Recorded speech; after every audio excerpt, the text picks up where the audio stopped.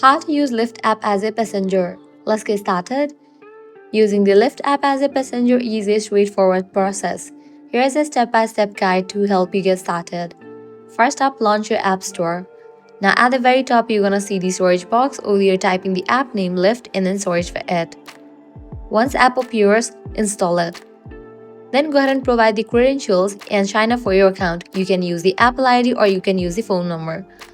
After you create your account, you'll be directed to this page. Now you are able to use this app to book your ride. For that, you can click on the option of set up pickup, then set the pickup location, likewise destination, provide your payment details, and you can book your rides.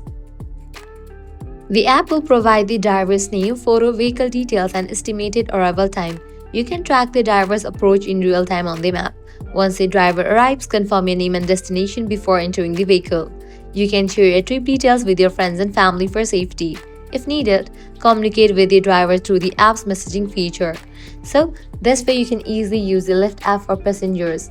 So that's a wrap for this video. If this guide was helpful, do not forget to like, share, and subscribe. Thanks for watching.